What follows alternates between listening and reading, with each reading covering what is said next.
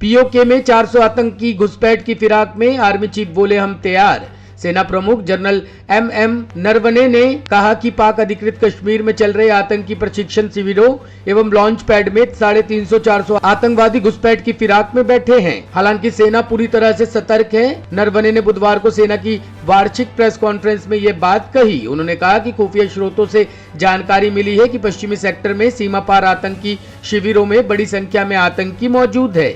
हालांकि नियंत्रण रेखा से सर्दियों के दौरान घुसपैठ में कमी आ जाती है, लेकिन जम्मू में अंतर्राष्ट्रीय सीमा की तरफ से इस तरह का खतरा बढ़ सकता है। उन्होंने कहा कि पाकिस्तानी सेना के साथ गोलीबारी को विराम देने के लिए हुई सहमति के बाद पिछले वर्ष फरवरी के बाद इसके उल्लंघन की इक्का दुक्का घटनाएं ही हुई है। इससे स्थिति को कुछ हद तक सामान्य करने में मदद मिली है, लेकिन घुसपैठ का खतरा कम नहीं हुआ है।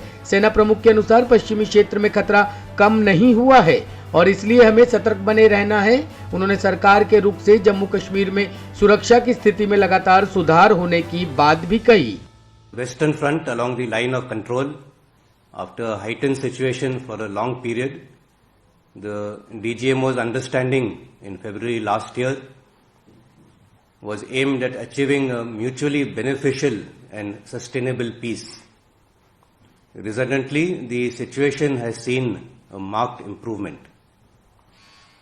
But notwithstanding that, there is an increase in concentration of terrorists in various launch pads, and there have been repeated attempts at infiltration across the LC. And needless to say, this once again exposes the nefarious designs of our Western neighbor. But we on our part have resolved to show zero tolerance for terror, and we have committed ourselves to extract dire costs should that be forced upon us. Bureau report, team top story news.